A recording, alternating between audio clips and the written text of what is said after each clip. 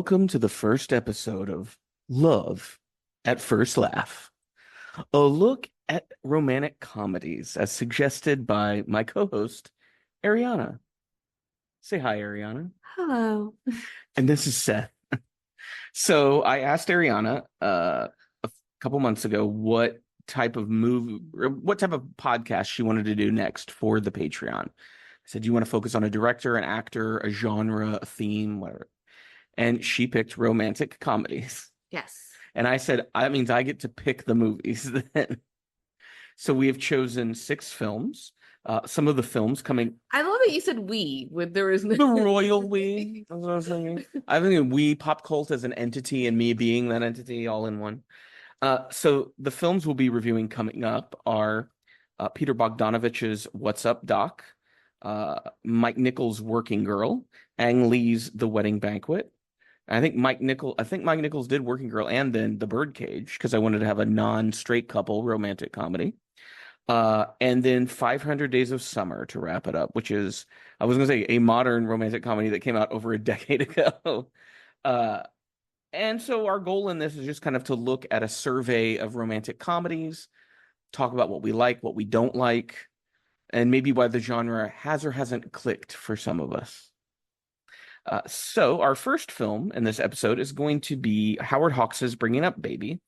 But before we get into that, I want to kind of have just a general conversation about the genre that's the subject of this podcast. So Ariana, romantic comedies. What do you like? What do you not like? Are there any romantic comedies that stick out to you as favorites? I generally would think 10 Things I Hate About You I've is never seen it.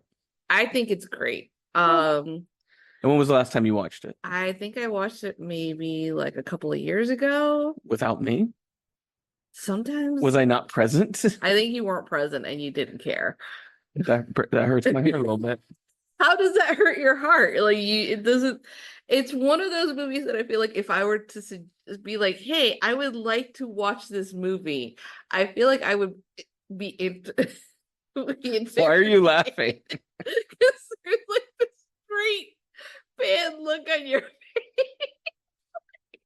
Why would I be suggesting a movie for us to watch? You. It is so easy. All I do is make a neutral face, and she starts laughing. I guess because I wear my emotions on my face, so when I go neutral, it's very. Yeah. Well, the thing is, I'm like, being very neutral about your ideas. It's not even neutral. It is a straight up just this like stoic stare that I have ruined something precious. I wouldn't be against watching 10 Things I Hate About You. I would just need to figure out what sort of. I'd almost do like in a teen comedy series more than a romantic comedy. Yeah, it's a teen comedy of sorts. I do like the movie, even though in realization, like now that we know what we know is very problematic. The movie, the thing about cats and dogs. I've never seen that. So like that was Janine Garofalo. Was that the director of Heathers? I think he's connected, but yeah, just describe to the audience what this movie is. Janine Garofalo has a radio show. She's a vet that helps people with their animals, answering questions. And one day she has a British photographer who happens to have like a Great Dane in roller skates. Is it Ben Chaplin, I think, is that actor? Because he was in True Blood. I remember him from that. Yes. So he asked her on a date, and she is too insecure about her own appearance that she asked her model / actress of a neighbor, Uma Thurman, to pretend to be her. So it's kind of like a Cyrano de Bergerac kind of thing, but with women. It's like a gender reverse. Yes. I gotcha. And I think it spoke to me because it's this interesting thing that now as a full-on fucking adult, like it's always funny to think of somebody being like, "Oh, Janine Garofalo is not attractive." Yeah, that doesn't make sense to me. I'm like, I think Janine Garofalo certainly had like lots of people that thought she was attractive in the movies. But I think also having seen her stand up, and then like she also did another romantic comedy. I'm not saying it's one of my favorites, where she goes to Ireland, and it's Janine Garofalo. Yes. I think it was like this short stint of like several films where she was like the romantic comedy lead and then suddenly it drops. Okay, well, I mean, we're not going to look that up. Uh, and was directed by Michael Lehman, who directed Heathers. So I would be up to watching something like that Yeah. because I liked Heathers. I thought that I was mean, really good. I really liked it at the end when it was just like the commentary that afterwards why she kind of ends up explaining her reasons. But even nowadays, what would be called catfishing? Would that be catfishing? Like using someone else's face? Yeah, I guess. Yeah. And how that's bad. Yeah, it would be hard to. I mean, I know they've done it, but like a Cyrano de Bergerac in the modern era does feel like it would work. They tried to do it with On Netflix, Netflix yeah. with the redhead that was in Stranger Things. I forgot. Abra, Yeah, I forgot like what the name was. It was like her it was horrible. yeah, it was not good. I don't even need to see it. I know it was No, bad. it was bad. I would say, so what is it you like about romantic comedies? Why is it a genre that you go back to? Um, it's not necessarily that I say that I would go back to. I think it's just I don't want to say that romance is dead because that would be implying in some way that there's no romance in a relationship. I think it's a story that we kind of have to be like, this is a fantasy setting. Well, that's I think what my problem with it is I don't feel that these movies are accurate depictions of what real relationships are like, which is Yeah. one of the reasons I kind of shy away from them. And I mean, because I was thinking like, can I name a romantic comedy I like? And I don't think I can, but I can name romantic dramas that I like. Like I Right. think Weekend, Andrew Haig's Weekend, Yeah. but it's not a comedy. It's clear it's No. a pure drama. So I just think I don't find the the standard type of humor that you have in these movies to be Mhm. that good. Maybe like Michael Showalter's The Baxter Yeah. is a romantic comedy I like, but even that's kind of a satire of romantic comedies. Yeah. Ministry I of mean, I that, think it's still valid. I think it's just I'm not opposed to like a happy ending. And I'm not saying that like, oh, watching all the films that we've watched together that weren't romantic comedies were like heart-wrenching and horrible. There are times that I would just be like when you'll tell me the title of a movie and I'm like, and my feelings are gonna get fucking hurt in this. I'm like, do I want to do this? But it I'm ends sorry up you can't handle reality. but it ends up being enjoyable. It was also a genre that I enjoyed like within like my like teens, early 20s, but then it started to filter off when it felt as if in the early 2000s it was just There was saturating. a glut. I feel like Love Actually kind of opened this floodgate, Yeah, and then you'd have like music and lyrics with Hugh Grant and Drew because Barrymore. I think about like Shopaholic is I one I I never remember saw it. seeing Serendipity in the theater, John Cusack and Yeah. what's her from the Underworld movies, Kate Beckinsale. Yeah. And I hated it because one of the reasons I hated it was he has a fiance and they're getting ready for the wedding and he's just like, "Oh, I met this other woman and I'm just in love with her." And to me, I was like, "That's you're being a piece of shit to this woman Like you've you're been being with like for so irresponsible. long." And I think it's like we've also watched, for example, so like Sleepless in Seattle. Yeah. And have you seen Harry Met Sally? Yes, which is one that I They're both really Nora Ephron written, I think. yeah, I really liked when Harry Met Sally, but I didn't like Sleepless Yeah. in I Seattle. need to revisit When Harry Met Sally. I remember thinking it was okay, but I haven't seen it in like almost 20 years. I think it's a more realistic setting of how a relationship Well, it flourishes. has like the documentary Yeah, the portions. documentary stuff Yeah. really makes it interesting. I think it's just during that time when I think about like my early 20s is when I start reading more, and so I start reading more like pop lit or chick lit as they would call it, which is kind of insulting. Confessions of a Shopaholic. I never read that one. I The read Nanny Diaries. Yes, I read the Nanny Diaries. So when the movie came out, I was kind of confused as to why it was considered a romantic comedy because the book is just like how It's like a memoir, right? it's kind of like how she's like, these like rich people are so fucked up they don't want to raise their own kids. Um, That would make a great romantic but comedy. it's also like I remember in the movie they disregard the fact that her name is Girl. Huh? In the book, Like her first name like is, her I guess first, it's like French, they have Guy, right? like I think it's supposed to be like her parents were feminist and like they decided as like, Well, then why did they name her woman? well, like as Girl a, seems diminutive. well, like I don't know. It's such a long time since I read it. Uh, that sounds like it's horrible. Um, so yeah, I would say I find romantic comedies to typically be shallow, white, and straight centric. It Yeah. kind of makes them boring, especially when it's kind of like, oh, it's Sandra Bullock again, it's Drew Barrymore again, it's Julia Roberts again, and you're like, these are just, and they feel very, and I mean that's kind of their appeal, right? You sit down and you start watching one, and you know exactly where everything's gonna end Yeah, up. it feels safe. And I It's think like superhero movies. The and same it's reason I hate them. yeah, and I think it was also during a time where, we were renting films, so it was a lot of times you were kind of going in blind and only going for the film because of like the Those cover. pre-letterbox day. Yeah. And then like it was also a film that I knew like if I picked that genre, most likely my mom will sit down and watch the movie with us. Okay. Um She didn't want to watch Jackie Chan movies with you and Manny? but it's been interesting because for example, You Got Mail is one of my mom's favorite films. But then we watched the original, which is Shop around the corner. Not Little Shop. was Shop Around the Shop Corner. around the corner. Um, Ernst Lubitsch. which was Incredible. way better. Like it's one that's like a good series to actually like watch the remake and make a comparison of it. We're not But pitching podcast series on one of our podcasts, okay? you're acting as if we're it's a competitor. We're both the same people doing the same podcast. I don't want to hear about some spin-off where you leave the company.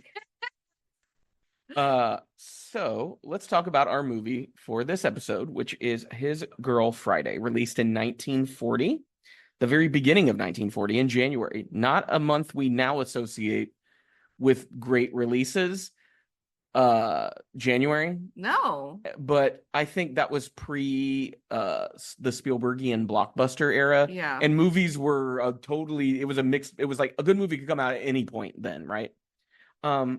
So this is a film directed by Howard Hawks, who also previously directed Bringing Up Baby 2 years before this movie. We've seen Bringing Up Baby. I think I wrote a review of it. I don't. Yeah. What did you think of that movie? Katharine Hepburn, Cary Grant. I thought it was a very fun film. I think it is messy. It's like live action Looney Tunes. Yes, and it gets to the point that towards the end of the film It's very chaotic. when he's like, "Oh no, I am in love with you." You're just as a person who suffers from anxiety, and he in the film is displaying all of this anxiety and just being like, "I would rather be inside studying." It's supposed to be like you pulled out the adventurous side of me. And she's a manic pixie dream girl. yeah, but Katharine Hepburn was the original. yes, but it's also this funny thing of it being like, but the whole time you seemed fucking miserable. Yeah, that's true. Like, there isn't this moment but it's because it's a comedy, we have to end it in a happy way. You don't like I think about like Romancing the Stone, like where she's the writer, he's Michael the adventure Douglas guy. And the husky voiced Kathleen Turner. I had to think and remember her name. Before they did War of Roses. Well, they 3 movies because Romancing the Stone, then the sequel Jewel on the Nile, which is not very good. We rewatched that a few years ago, and it does not. But Romancing the Stone was directed by Robert Zemeckis, so he did Used Cars. That was his big feature debut. This is my autism coming out. And then he did Romancing the Stone, and then his next film would be, I think, the very next year or 2 years later, Back to the Future. Okay, so you could see like the writer who's supposed to be the shut-in kind of being like enjoying themselves in the film. And Bringing Up Baby. Bringing Up Baby, you have to just assume that between all of this anxiety, he was having a great time. Mind you, like Katharine Hepburn was just she's fantastic in that movie. Fucking amazing. I mean, Cary Grant's good too. We'll talk about Cary Grant in this movie. He's a fucking weirdo. Cary Grant's acting choices, he is a weird ass dude. So Howard Hawks, Leonard Maltin called him the greatest American director who is not a household name. Okay. Hawks was known for not being tied to one genre at all. Some of the films he directed was the original Scarface. We mentioned Bringing Up Baby. The Big Sleep, which we watched with Humphrey Bogart and Lauren Bacall. It's the Philip Marlowe mystery. That was Howard Hawks. Yeah, that was really good too. The original The Thing from Another World that John Carpenter's The Thing is based on. They were both based on a short story. Uh, Gentlemen Prefer Blondes, which was a Marilyn Monroe vehicle, I think. And then Westerns, Red River and Rio Bravo, which are constantly listed among some of the greatest Westerns ever made. Crazy. So he could do all sorts of different things. There's a term that emerged from his work, a Hawksian woman. Okay. And that is a strong, tough talking woman. And I think Rosalind Russell in this movie kind of exemplifies it. Oh, perfectly. Though the interesting thing is, Hawks was never anything you would identify as a feminist. He was very much a man of his era.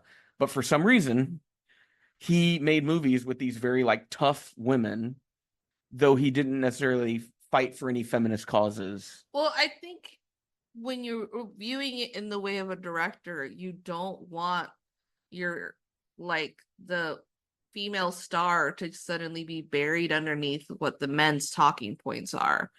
And in this film, like she's so good. Well, you think about Lauren Bacall in The Big Sleep is also very similar, even though it's not a comedy. Yeah. She's a very bold, aggressive force in the movie. Yeah, it's not as if she's like laying there willing to take whatever abuse that's given to her. So Hawks's philosophy about film Mhm. boiled down to 3 good scenes and no bad ones. That's how he described movies. Okay. Yeah. And when he was asked what makes a good director, he responded with someone who doesn't annoy you. So it's a very simplified version of filmmaking. Yeah. He found ways to have lots of freedom while working for Hollywood his entire career. Because something people pointed out that made him different from directors of the period was he stayed away from any flag waving. He never made movies that were like rah rah America's great, which is a difficult thing to do during the World War II era. Yeah. He avoid any religious moralism in his movies. There was never like praying or the Bible, and sentimentality. He did not like things to be overly sentimental. And when you think about the 3 films of his we've seen now, Bringing Up Baby, The Big Sleep, and His Girl Friday, and I've also seen The Thing from Another World, none of them are sentimental. They have happy endings for some of them, but it never feels sappy. Yeah, they're not lingering on the moment when the woman gets weepy. The movie knows when to end, and it usually ends on a punchline if it's a comedy. Yeah. This was not originally intended to be a romantic comedy. Okay. It was originally going to be a remake of The Front Page, which was a stage play that had previously been adapted in 1931. So this is only 9 years later. Okay. And Hawks, while he was working on one of his other films with Cary Grant, got the idea of, oh, I want Cary Grant to play this editor character. And then it's a male reporter, and the reporter just works for him, and they're involved in this sort of comedy about a man who's about to be executed. Mm-hmm. And while they were doing auditions, Hawks had his secretary reading the male reporter's dialogue with other actors. And it was during that process that he realized, oh, these words coming out of a woman sound a lot more interesting to me than having just another guy on the screen. Yeah. So then he went back and decided we're not going to adapt The Front Page. We're going to use that as like the bouncing off point to make a different movie about this relationship between an editor and a reporter who are actually former husband and wife. And so he completely changed the concept. So it's still it's still a remake of The Front Page, but like a gender mixed up kind of version of it. Which it makes perfect sense because to me, I don't know how much this actually grasp on the romantic comedy fully with both hands. It felt to me, I'm like, this is more of a love letter for her towards her job than it is the romance that she has with her editor. Well, it's considered a romantic comedy, but that's why I didn't have on the list. It slipped through. I was going with a fine-tooth comb through this list of romantic comedies. So the whole opening in the news office, I believe, was written for this movie and is not part of the play because if you think about it, this movie has like three scenes. Hmm. It has the opening sequence, which is at the newspaper offices. Then the second scene, which is at the building across from the prison where the press gathers. Hmm. And then I think the end of the movie comes back to the news office to wrap things up. No, Is they it? end up in the same Oh, office yeah. in the building there. So it's not a lot of. Oh, and then there's the prison. We see the prison Yeah, yeah, briefly. yeah. Yeah.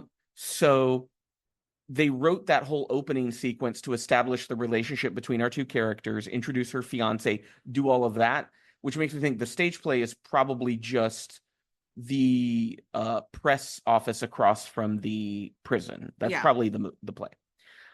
One of the things he really wanted to do was have overlapping dialogue, which at the time was not accomplished very easily. It was a Robert Altman later, I think, with his movie A Wedding, would actually kind of push for technology that would allow you to have like these mass groups of people talking, and then the microphone kind of auditorily zoom in on Hmm. characters. So for this, what Hawks did was he went to the sound technicians and would have them switch overhead mics on and off during scenes to kind of allow certain voices to come to the forefront and then drop back down to create this cacophony. He also did multiple takes, and he was very big on doing multiple takes. They said at one point in one scene, he had them flipping the microphones on and off up to 35 times. He also encouraged ad-libbing, which goes along with the multiple takes. And Yeah. you think of like a Judd Apatow movie or an Adam McKay movie where there's these moments where you're kind of allowed to do riffing. What was the guy that did Bridesmaids? So Paul Feig. Paul Feig tried to do that, but was not very Well, good at he it. does it good with Bridesmaids, But not so much but when not it was Ghostbusters. I think no. that did miss the mark there. Um, and so he really liked his actors to kind of figure out what worked in the scene between each other rather than him just dictating to them. Uh, Rosalind Russell, who plays our lead, she hired a ghostwriter at one point to punch up her dialogue so that because she didn't really know how to ad lib as well, but she could deliver the dialogue really well. Yeah. There's no music in the movie except for the end of the movie, which was a rare thing at that time in Hollywood. When we think of European movies, that's normally where we think of no soundtrack, no score. But with American movies, there would always be music that kind of tells the audience, this is happy, this is sad, this is scary, right? And I like that he respected the intelligence of his audience enough to just go, no, I don't need to give you music, which is sort of the anti-sentimentality. Is like you'll figure out how you're supposed to feel because you're going to watch the movie, right? Hmm. So that's all the sort of information I gathered ahead of time to kind of share with you. So let's talk about His Girl Friday. The premise of the film: when hard-charging New York newspaper editor Walter Burns discovers that his ex-wife, investigative reporter Hildy Johnson, has gotten engaged to milquetoast insurance agent Bruce Baldwin, he unsuccessfully tries to lure her away from tame domestic life with a story about the impending execution of convicted murderer Earl Williams. But when Hildy discovers Williams may be innocent, her reporter instincts take over. So that's the premise of the film. Tell me your thoughts about His Girl Friday. What did you think of this film? I thought it was a very good film. My God, is Gary was it Cary Grant? Cary Grant so fucking weird in this film? What do you mean it's weird? Like I'm talking like a normal person does. he's like physically very stiff at some point. Just smiling inappropriately at other points. Again, He doesn't it seem to is. be able to. He has like is like his jaws sealed shut or something. Because the way he talks, he barely ever moves his jaw. I mean, it takes a bit. It almost feels as if he's warming up to the film, because afterwards, towards the end, like you're like, yes, he's exactly where he's supposed to be. And like, even though he is like that at the beginning, it's kind of the guy you want in this movie made it this time, right? You're like, Yeah. classic. It's a classic kind of choice in performance. And I'm really surprised to think that was it Ruth what's what the lead's name? Like what's her first and last name? Rosalind Russell? Rosalind Russell. Like it's surprising to know oh, she had a ghostwriter because she delivers it so well. I think one of my favorite ones were when she is on the phone with an operator at some point and they can't connect her and she's like, "You need to call." Yeah, that felt like the way people talk now. Yeah. And so it's one of those moments where and it was so real. And I think it's one of those where when we watch so many movies, like the fucking nerds we are, you get so used to a type of movie speak and cadence and rhythm that Yeah. when especially when you're looking at movies from this period, there is a very palpable rhythm to the way people speak. And when you see someone break that rhythm, it's like a revelation. Yeah, it's amazing. And she really shines when she's in the reporter's room and she's trying to talk to multiple people at the same time, where she's talking to Bruce, her fiance, who gets in jail multiple times, and she's like trying to figure out what scheme was it that her ex-husband had pulled to get her current fiance like in jail. How she then has to instruct Bruce to do something else, but then it's going over just being like, Walter, I got this big break. You can't wait. Like, it's gonna be amazing. Because she comes to the office for what purpose? To tell him that she's not coming back to work. Okay, because they're already divorced at that point. Yeah, and Okay. she's like, she's kind of like cordially letting him know, like, I am engaged. And So I resign from my position. So you need to stop calling me, because apparently he calls her like 10 times a day and then will send multiple telegrams. Because at some point he's like, well, I write amazing telegrams. Why would you want me to stop? But then it's revealed that she's been covering one of her stories on her beat was this Earl Williams guy who was been convicted of shooting a police officer. Yeah, it happens to be a black police officer, and that the black vote is very important to this town. To the mayor, who's a character in the film. And that, like, which feels for 1940, talking about the importance of the black vote felt very ahead of its time. And they weren't really sure if the guy was innocent or not. And I even the movie, I was like, I think this guy's fucking crazy. Yeah, in the movie, they're kind of like, he's crazy, and he did it. Yeah, I'm like, I think he doesn't think he shot him, but it might have been another personality or something, because he seems very unhinged. Well, it's also like, but you're also like, he's on death row, so maybe like, that's. I had a gun in my hand and I was scared, so I did something, and she like gets the details. Well, and that's what Walter, her ex, uses to lure her back. It's one of those like, just one last time, Hildy, I need you to cover it because the execution's happening like tomorrow night. Yeah, and he's like, oh, he could, and it could be the execution of an innocent man. Yeah, and his potential innocence is what brings her back, because she thinks, well, if he's innocent, I want to get that story out there and prevent this. Yeah, and I love that also he's just like, he lies multiple times. Well, that makes this like an anti-death penalty movie in 1940. Yeah. So once again, another thing that makes it feel like ahead of where it's at. And also, one of the parts that I really enjoyed in the film was when she's in the reporter's room and a woman shows up and the reporters are like, great, you're back, whatever. Molly Malloy is like, get away.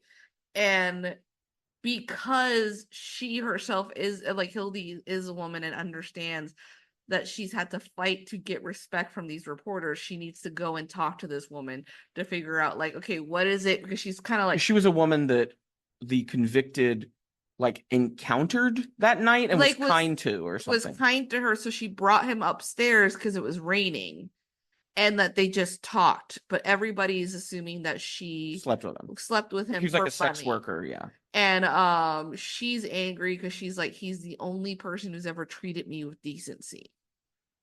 And so we have this, most of the movie I felt like took place in that press room at the court. I think it's in the courthouse, where it's a lot of, there'll be people in the room, some people will leave, then other people will enter. It's a lot of back and forth like that. And that's where I immediately suspected we were watching an adapted stage play, which it kind of is, yeah. What did you think of, do we want to talk more about Cary Grant and Rosalind Russell? Yeah, we can talk about it. I think their chemistry was great. But it is, again, within the film, I had no idea why she would have fallen for this person. I know why she loves the job.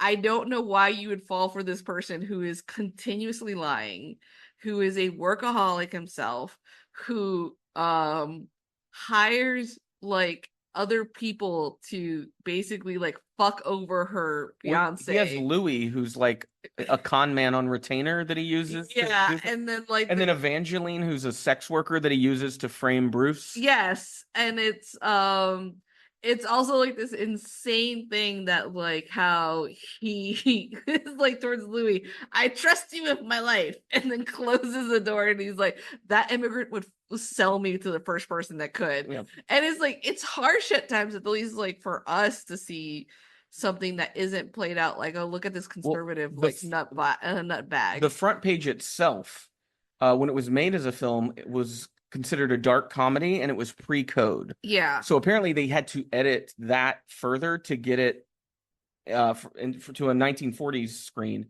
because there's apparently a line where somebody calls someone a son of a bitch over and over throughout the play. And like on Broadway, you can get away with that. But Yeah. for some weird puritanical reason, putting it in a movie because a child might hear it, even though I am sure in 1940 many children had heard the term son of a bitch already, would somehow corrupt the youth or something. Uh, I really liked Rosalind Russell. We had previously seen her in two of her later films, which would have been Gypsy, where she plays Mama Rose, Yeah. and Picnic, where she plays the older neighbor who is trying to seduce William Holden's character a little bit. There's like a weird dynamic going on between her and Yeah, him. where it's supposed to be like she's in her last stages of life and that she's like He's a school she's teacher, like right? I've never been married in it, but it's also she's rejected multiple people who And I would say, even though those were like later films for her, and some might consider not her best work, she's like the best part in both of those movies. yeah. And that's weird because with Gypsy, I'd always thought, oh, this is like a Natalie Wood movie because that's who plays Gypsy Rose Lee. When you watch Gypsy, it's a Rosalind Russell movie. It is. And then with Picnic, even though she's a supporting character, she's probably the most memorable character in the movie. Yeah, I think with Gypsy Rose, it's really weird because what like Natalie Wood sings once or twice, Yeah, she doesn't sing much. and she's Well, but her character's played by like a little girl for like at least a third of the but movie. then also like most of the movie they're just like she has a terrible voice. Well, she's talentless. She has no talent. So when she's singing, you're kind of like you're not really in awe because she's supposed to be downplaying it of sorts. What I want to say, and let me just check the timeline real quick. I think it was maybe pre West Side Story. It's like right there around the same time. I don't know which one came first. But yeah, I think Rosalind Russell is great. This made me really want to watch more of her movies because I'm like, you know what? I've never seen her give a bad performance. Yeah, she was great. Like the movement that she had, they probably had to coordinate a lot of stuff. So I went to Cary Grant. Mm-hmm. We have Cary Grant here in 1940. I think North by Northwest is like over 20 years later. Okay. Hitchcock movie. Okay. You remember that one? Famous airplane scene. Yes. Yeah. I like it. To the listening audience. You knew I was going to say it, so you did it. To the listening audience, Ariana put her hand in the air and went like that. So yeah, that's what she needs to remember. Yeah, and then he's going run. So I'm gonna do my little fingers like him. So he's running down the cornfields in like rural Illinois. So think about Cary Grant in this movie, then Cary Grant 20+ years later. Do you think Cary Grant got better with age? Do you think He did? Okay. He did get better with age. With LSD? That's what he got better with. I think it's just like it feels like the way that he was acting, he was kind of acknowledging like I'm a face. Yeah. like I'm a face and I'm a really pretty good boy. voice. And but I'm gonna do my best kind of thing. Meanwhile, she's like the force to be reckoned with. Well, this is a film that is chock full of fantastic supporting characters. Yeah. Apparently, Hawks thought he had too many wacky supporting characters in Bringing Up Baby, and so his goal was to pull back on that with this movie. But I never felt like we lacked any. There's a few I pulled out. We'll talk about Bruce. Yes. Which at the time, and this is something I only know from having read stuff about comics, is Bruce was considered a homosexual name during this period. So that's why Bruce Wayne as Batman, and people would make all these jokes about him and Robin, and it was the Bruce name like was fuel to that fire. Okay. And it's also why I think I've read this, that in the Incredible Hulk series, which is the Oh, 70s, yeah. he's David Banner, not Bruce Banner. Okay. And this is the TV series, Incredible Hulk. And which is weird to me because I never have seen the name Bruce and thought, gay. Like it's a name, it's Bruce. And so Bruce is played by Ralph Bellamy, who I would say our audiences will most likely know from Trading Places, where he plays one of the two brothers that create the deal between Eddie Murphy and Dan Aykroyd. He has a role in Pretty Woman, but I've never seen that, so I don't really know what that is. And he was in The Wolfman, but I can't remember who he was in The Wolfman. It must have been a minor part. Was he in Cocoon? No, he is not. But He he's feels like he should have been in Cocoon. Ralph Bellamy seems like he would have been in Cocoon. You're right. Maybe there's a game. Who could have been in Cocoon? We're not supposed to promote other shows. What's his face? Peter Falk. Okay. Peter Falk. Think about how much better Cocoon would have been. You put him in that movie? Yeah. But back to our regularly scheduled program. So there's a great line where Cary Grant tells Rosalind Russell that her fiance Bruce looks like Ralph Bellamy, which is clearly for the audience who's in the know to go, oh, it is Ralph Bellamy, right? What did you think of his performance as Bruce? I thought it was great. I thought it was like you could understand at the beginning why she fell in love with him, and then over time you're like, this fucking buffoon. Like, god damn it. Well, he does play like the most stereotypical loser. Yeah. And it's very, very funny. Like I thought it was very entertaining. Like when like Walter basically signs over a life insurance to ensure that to give them money, right? To go up on Which one of those you can like take a loan out on your life insurance? Yeah. You used to be able to do that apparently. And so he's like, I'm gonna sign a health insurance through you. You'll make a commission. And at first he's like, no, I'll take care of her. And he's like, no, you have to think about Hildy. And she ends up convincing Bruce to do it. And in the middle of it, while Hildy's not there, he's like, so who's going to be your beneficiary? And he's like, oh, just put down Hildy. It's fine. And he's like, no, I feel really weird doing that because I'm supposed to support her. And it's like this weird conversation afterwards where Walter is kind of like, yeah, but I love her too, and I need her to be taken care of. Only for when Bruce is done and he's given him this certified check, he's like, Louis, go steal the check from Bruce. Steal a check. Well, like Bruce is like the Ralph Bellamy plays him as like the perfect sap character. Yeah. Just like, do you have any common sense? Yeah, and I loved when her character Hildy's character calls Bruce to be like, hey, it's a whole thing that like when you're a reporter, you take your first check that you've made and you hide it in the brim of your hat. But she knows that's because Walter's going to send someone to pickpocket him. And so he's like, just do it. And he's like, why am I doing that's so silly? She's like, it's your first big check. Just do it. Just do it for me. And then Louis steals his wallet. His wallet and puts a Rolex in his pocket so he can be accused of stealing someone else's watch. And Hildy has to go in and break him out. And bail him out. And yeah, I think it's Ralph Bellamy does such a great job in that role. And there's lots of really great roles, but I'm going to point out one that had you cracking up. And that would be Billy Gilbert, who played Pettibone, the messenger. I loved it. So Pettibone is a messenger who is bringing a pardon from the governor for Earl Williams. However, the mayor and the sheriff intercept Pettibone and get him to or convince him to hide or delay giving the telegram over so that Williams will be executed. Hence, the mayor can benefit off of the black vote because Williams shot a black cop. Tell me what you enjoyed about Pettibone. He just took everything so literally. It felt like someone encapsulated into a scene sometimes the stupid shit that I say. To me, he read as autistic. That was one of the most autistic characters I've seen in a movie. But they're like, we're gonna offer you a job. How much do you get paid a month? Like, oh, I get paid $125 a month. It's like, we'll make sure you get paid $300 like a week. He's like, I don't know how I feel about that. I need to toss my life. But it's what he does is he rambles.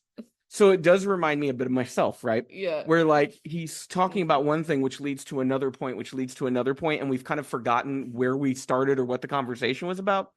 I looked him up, and Billy Gilbert, it looked as though he got his start doing being in a lot of Laurel and Hardy shorts. Makes perfect sense. And he feels like he could easily play like, the angry sea captain, but he could also play like the maitre d' at the restaurant. He could also play like the drunk easily. He's one of those guys where just in this role, you can see all the possibilities for him.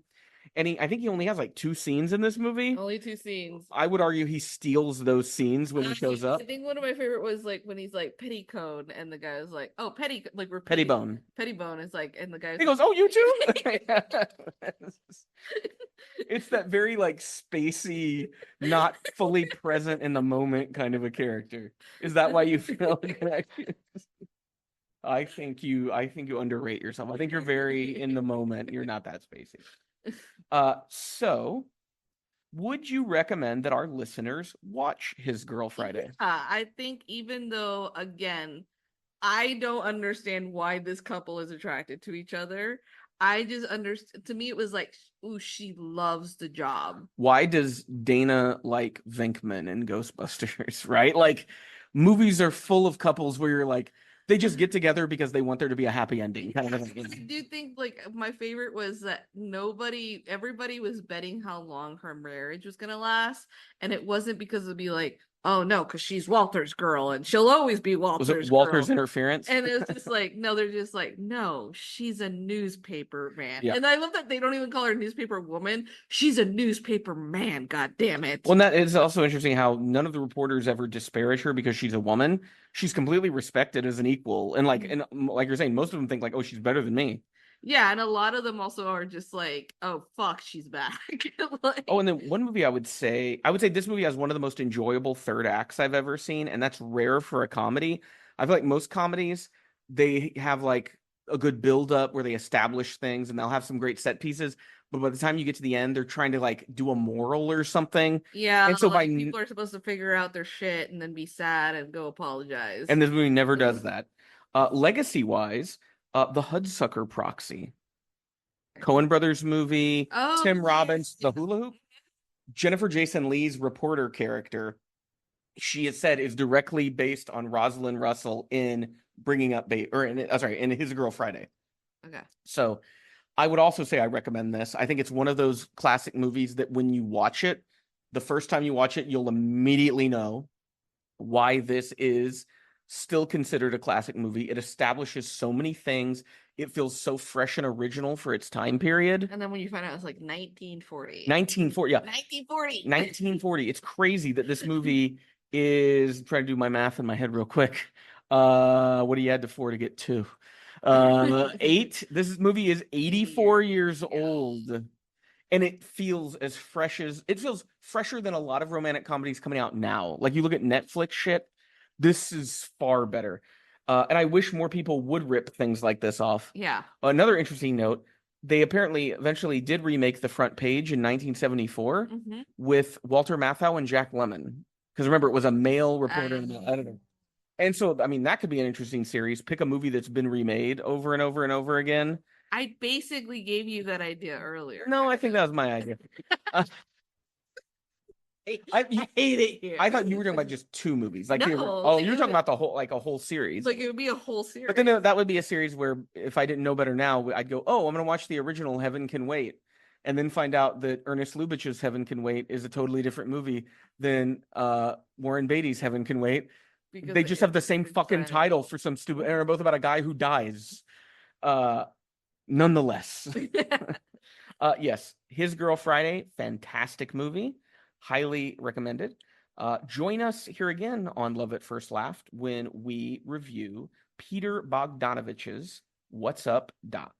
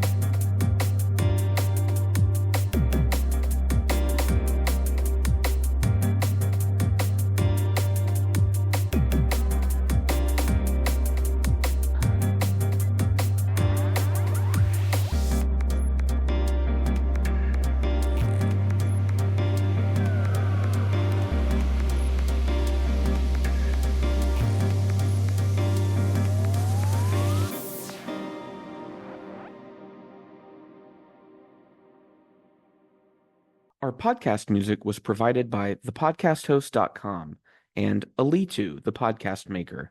Find your own free podcast music over at thepodcasthost.com/free music.